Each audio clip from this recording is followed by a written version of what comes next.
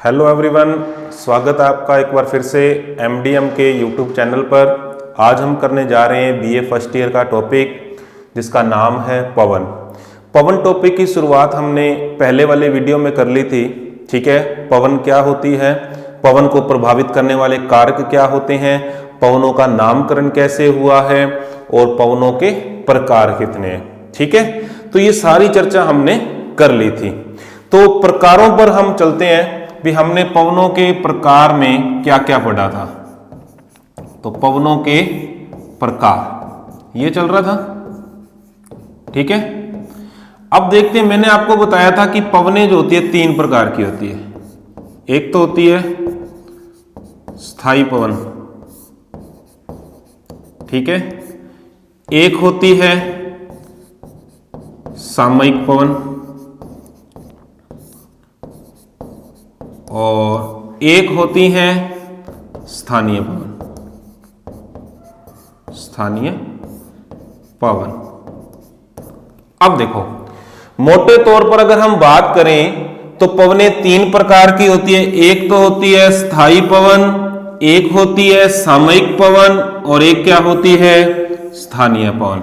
ठीक है, इसके बारे में चर्चा हमने कर ली थी। और मैंने आपको इसके अंदर क्या बताया था, स्थायी पवनें जो होती है ये तीन प्रकार की होती हैं।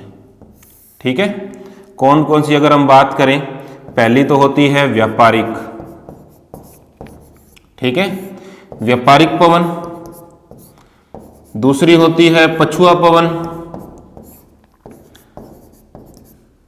और तीसरी होती है ध्रुवीय पवन। ठीक है, इसके बारे में चर्चा कर ली थी। इसके अंदर मैंने बताया था ये भी कितने प्रकार की होती है, तीन। सामयिक मानसूनी पवन इसके अंदर आती है, ठीक है, और समुद्र व स्थल समीर वो भी इसके अंदर आती है। अगर बात करें हम घाटी व पर्वत समीर की, वो भी इसी के अंतर्गत आती है। ठीक है, स्थानीय पवनें भी दो प्रकार की होती है। एक तो होती है गर्म और एक क्या होती है ठंडी। ठीक है, तो आज मैंने फिर आपको वापस से रिवाइज करवा दिया इसके बारे में, पवनों के प्रकारों के बारे में। ठीक है, अब हमने पिछले वीडियो में स्थायी पवनों के बारे में चर्चा की थी।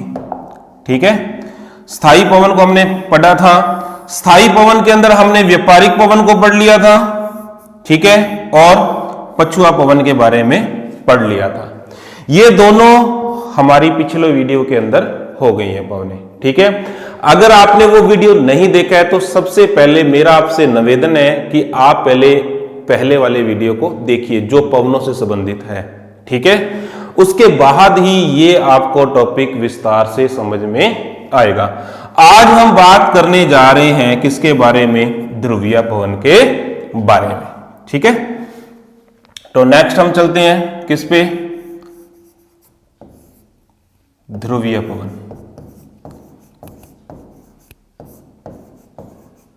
अब देखिए ध्रुवीय पवन कौन सी होती है। सबसे पहले हम ग्लोब बना लेते हैं, डायग्राम अपना। ठीक है, और ये तो हो गया बीचों बीच 0 डिग्री, और अगर हम इधर की बात करें ये हो गया नॉर्थ पोल, इधर की बात करें ये हो गया साउथ पोल। ठीक है, यानी कि यहां पे कौन सी डिग्री है, 90 डिग्री है, और यहां पर भी कौन सी है, 90 डिग्री। आगे बात समझ में। इधर हो गया ईस्ट, इधर क्या हो गया वेस्ट। आगे बात समझ में। अब ये जो पवनें चलती है ध्रुवीय पवन, तो ध्रुवीय पवन चलती है इस ओर से इस ओर यूं। ठीक है, इधर से यूं। आगे बात समझ में। अब देखिए, सबसे पहले अगर हम बात करें इसके बारे में तो किस ओर से किस ओर चलती हैं ये।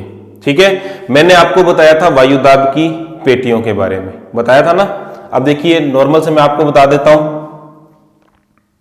भाई, यहां पर जो है भूमध्य रेखीय निम्न वायुदाब की पेटी थी 0 डिग्री पर। अगर हम 30 से 35 की बात करें ठीक है। 30 से 35 की बात करें तो यहां पर कौन सी थी? उपोष्ण उच्च वायुदाब की पेटी थी।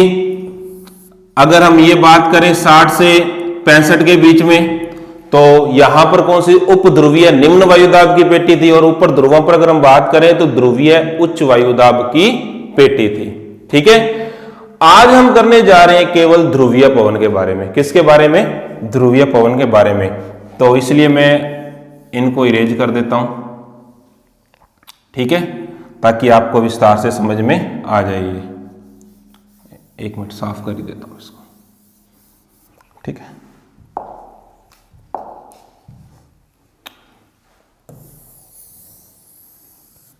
अब देखो, ये 0 डिग्री है, ठीक है, और यहां पे नॉर्थ पोल हो गया, इधर साउथ पोल हो गया, ठीक है। और ध्रुवीय पवन क्या होती है? ध्रुवीय उच्च वायुदाब से उपध्रुवीय निम्न वायुदाब की ओर चलती है, ठीक है, इस प्रकार से।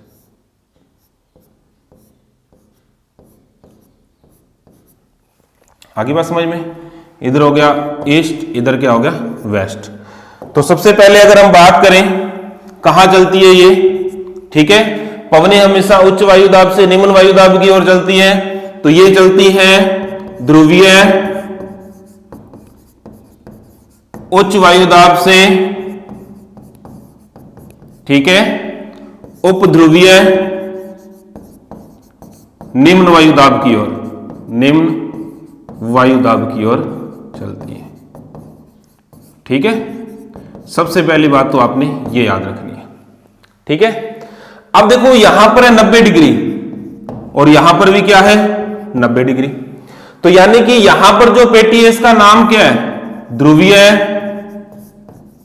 उच्च वायुदाब की पेटी, उच्च वायुदाब है यहां पे, ठीक है। किधर चलती है? उपध्रुवीय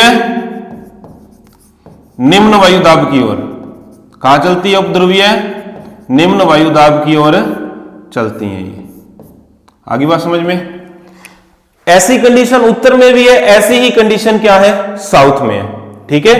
और यहां पर ध्रुवीय उच्च वायुदाब की पेटी है, यहां पर उच्च वायुदाब है, शॉर्ट में लिख देता हूं, और यहां पर निम्न वायुदाब है,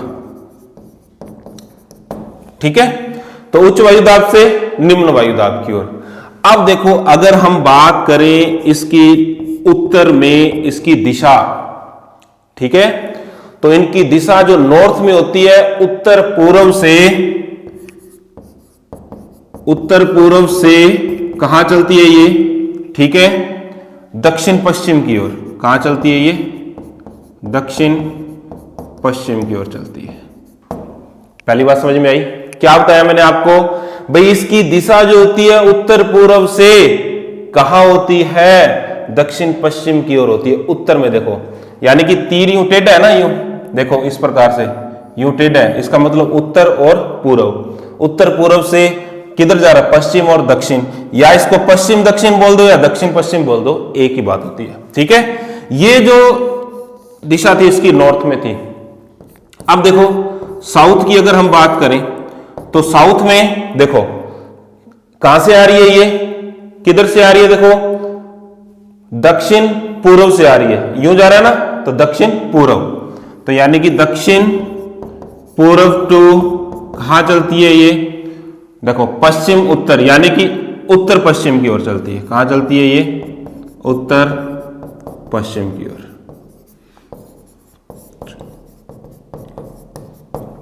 आगे बात समझ में? क्यों लिखा मैंने ऐसे? देखो तीर का निशान यूं टेढ़ा है, तिरछा है यूं, तो दो दिशाएं यानी कि पूर्व और अगर हम बात करें दक्षिण, दक्षिण पूर्व से चलती है, दक्षिण पूर्व टू यानी कि इस ओर और इस ओर जा रही है, तो कहने का मतलब है पश्चिम और उत्तर की ओर जा रही है, यानी कि उत्तर पश्चिम की ओर जा रही है। इतनी बात समझ में आई आपको? जैसे एरो जो शो कर रहा है हमने दिशा वही बतानी होती है, ठीक है। अब देखो ये पवनें क्या होती है? अत्यधिक ठंडी होती है। अत्यधिक क्या होती है? ठंडी, ठीक है। ये पवनें क्या होती है? अत्यधिक ठंडी होती है। क्यों? ध्रुवों से आती है। आगे बात समझ में? कहां से आती है? ध्रुवों से। और ध्रुवों पर हमेशा क्या जमी रहती है? बर्फ, ठीक है। आगे बात समझ में? और इन ठंडी हवाओं को नॉर्थ ईस्टर के नाम से भी जाना जाता है। ये भी आपको याद रखना है, ठीक है। क्या बोला जाता है इनको? नॉर्थ ईस्टर के नाम से भी जाना जाता है। किनको? ध्रुवीय पवनों को। जो ठंडी हवाएं चलती है ना इन क्षेत्रों में, उनको क्या बोलते हैं? नॉर्थ ईस्टर के नाम से भी जाना जाता है। तो ये तो था हमारा ध्रुवीय पवन। इसमें केवल आपको इतनी ही बातें याद रखनी है। क्या मैंने आपको बताया भाई, ये वाली जो पवन होती है ध्रुवीय उच्च वायुदाब से कहां चलती है? उपध्रुवीय निम्न वायुदाब की ओर चलती है। शुरुआत में ही मैंने आपको एक बात बताई थी, पवनें जो होती है हमेशा उच्च वायुदाब से निम्न वायुदाब की ओर चलती हैं, ठीक है। उत्तर में दिशा उत्तर पूर्व से कहां होती है? दक्षिण पश्चिम की ओर होती है। अगर साउथ की बात करें तो दक्षिण पूर्व से उत्तर पश्चिम की ओर होती है। ये पवनें क्या होती है? अत्यधिक ठंडी होती है। क्या होती है? अत्यधिक ठंडी, ठीक है।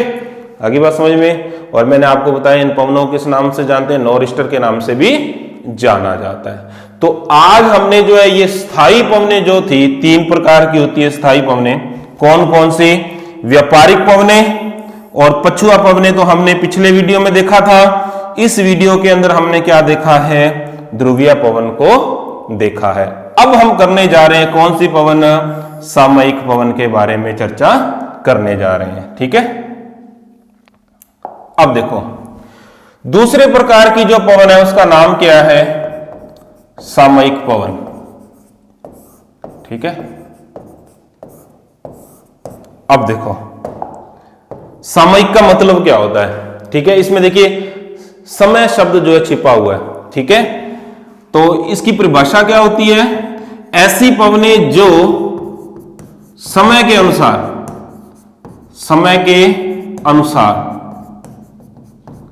अपनी दिशा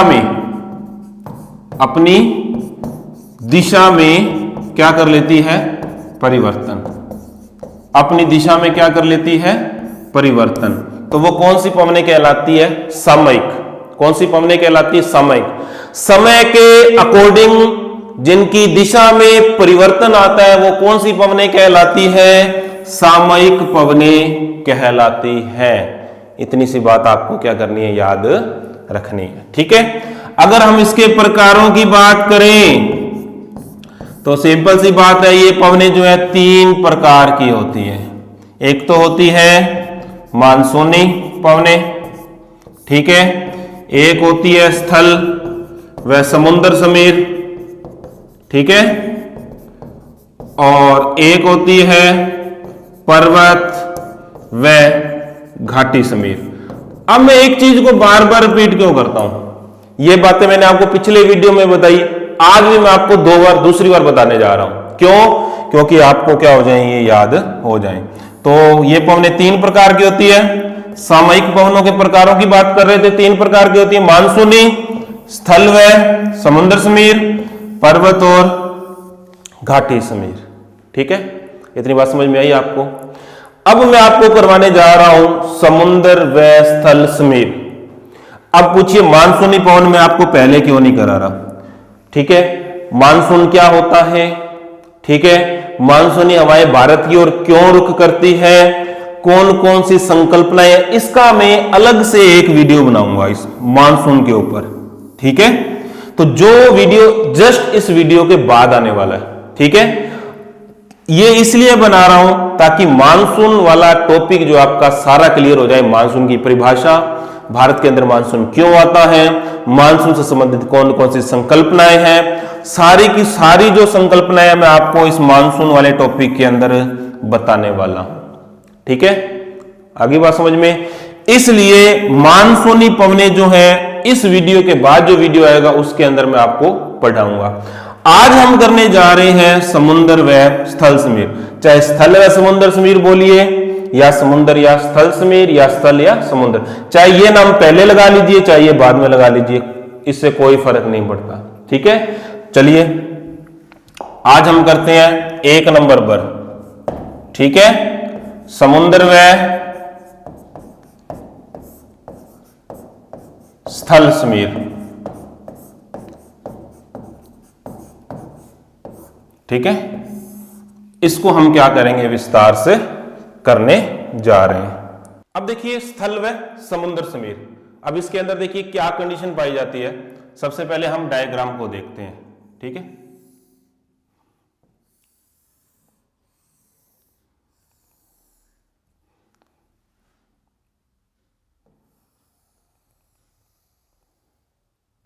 ये जो एरिया आप देख रहे हैं, ठीक है, ये तो है महाद्वीप, ठीक है। और ये वाला एरिया जो है वो क्या है, समुद्र।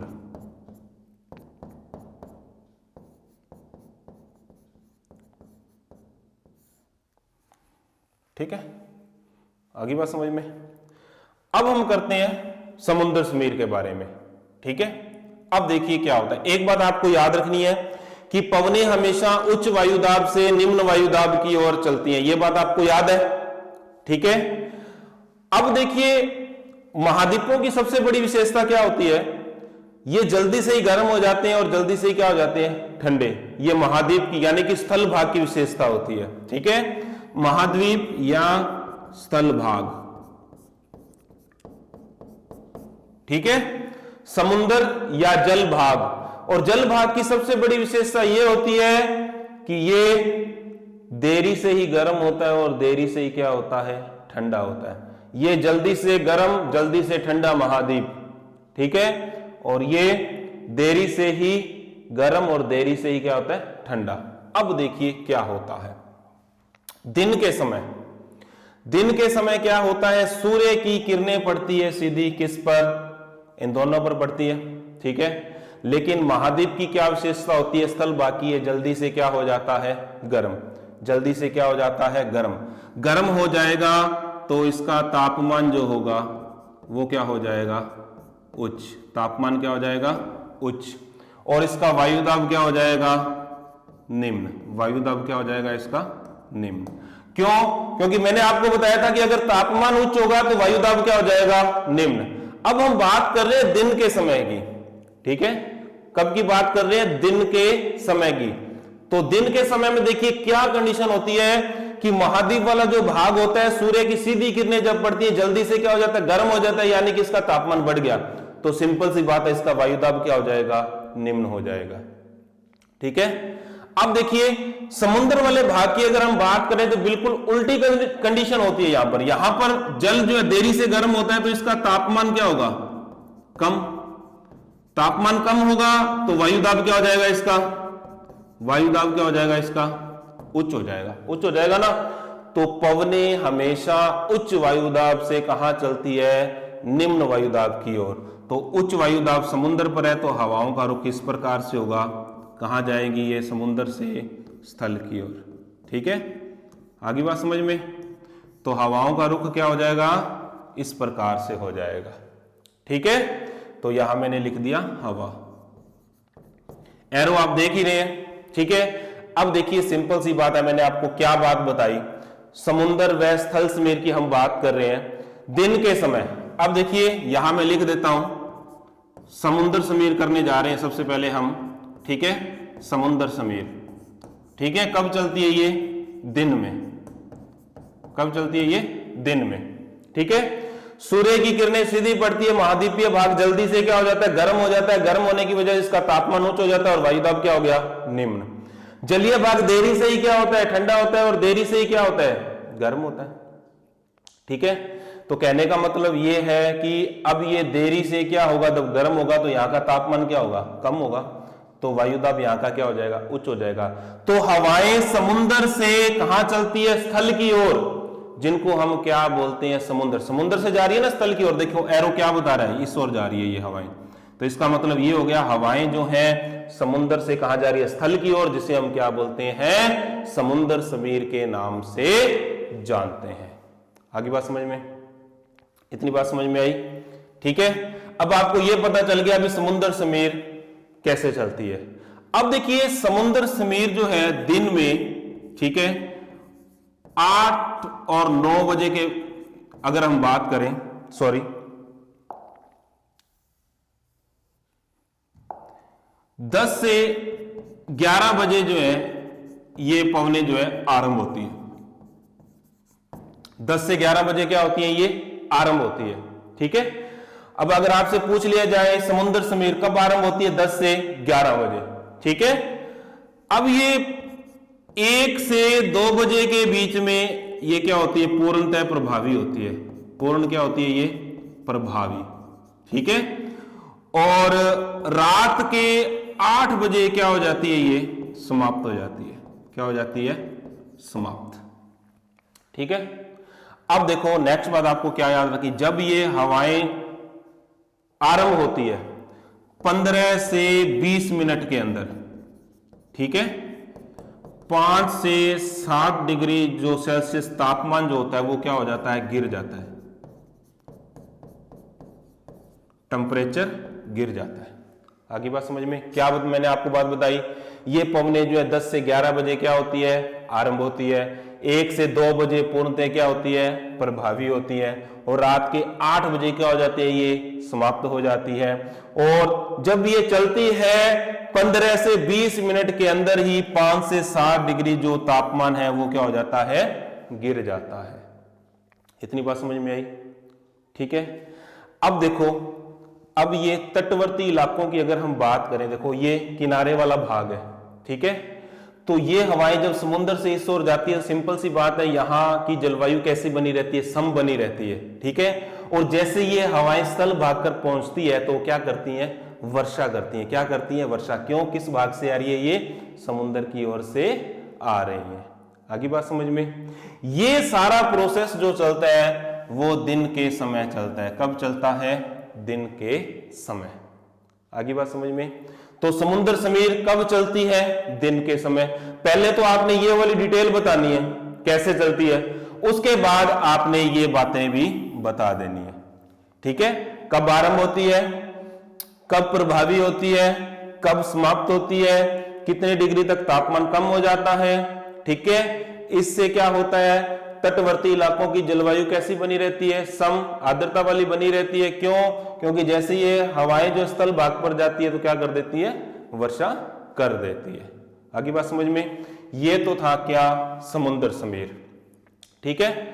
अब हम बात कर रहे हैं किसकी, स्थल समीर की, ठीक है।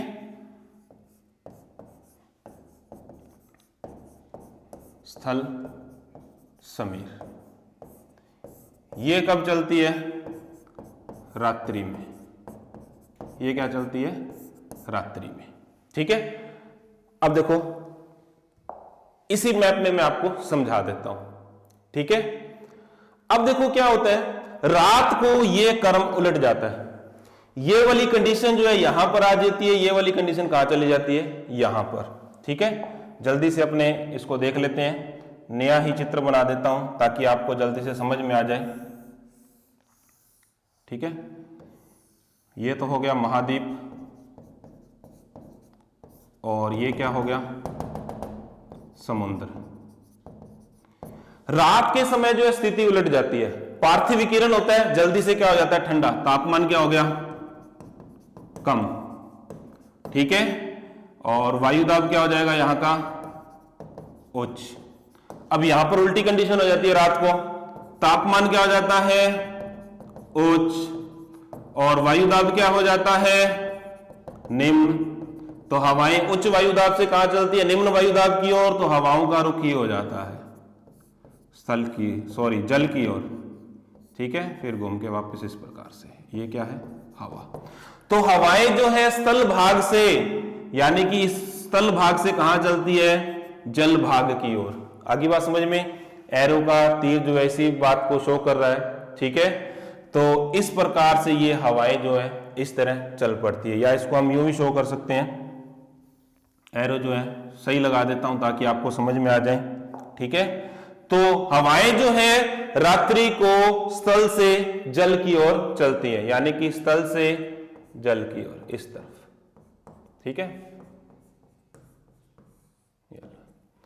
आगे बात समझ में, और ये सब कुछ कब होता है, रात्रि में। तो मैंने क्या बात बताई आपको, भाई रात के समय जब पार्थिव विकिरण होता है तो स्थल भाग जो है ये क्या हो जाता है, पार्थिव विकिरण के कारण जल्दी से ठंडा हो जाता है, ठीक है। जिसकी वजह से तापमान यहां पर कम हो जाता है और वायुदाब क्या हो जाता है, उच्च। और जलीय भाग की बात करें, तापमान उच्च और वायुदाब निम्न, ठीक है, जिसकी वजह से हवाएं जो है स्थल भाग से कहां चलती है, जल भाग की ओर चलती है, जिसे हम क्या बोलते हैं, स्थल समीर के नाम से जानते हैं। ठीक है, अब ये हवाएं स्थल भाग से आती है तो शुष्क होती है, ठीक है, लेकिन आसपास के क्षेत्र जो तटवर्ती इलाके हैं वहां की जलवायु सम बनी रहती है। ठीक है, यानी कि न ज्यादा ठंडी न ज्यादा गर्म। अगर बात करें हम कोलकाता की, मुंबई की, तो वहां की जलवायु जो सम पाई जाती है उसका रीजन यही है। ठीक है, अब मुझे जहां तक उम्मीद है कि यह टॉपिक आपको समझ में आया होगा। ठीक है, अगर आपको समझ में नहीं आया तो इस टॉपिक को एक बार फिर से देख के मेरे को कमेंट करें। ठीक है, अगर ये आपको वीडियो अच्छा लगा हो तो इसको लाइक करें, शेयर करें। ठीक है, नेक्स्ट वीडियो लेकर आपके सामने जल्द हाजिर रहूंगा। तब तक के लिए जय हिंद, जय भारत।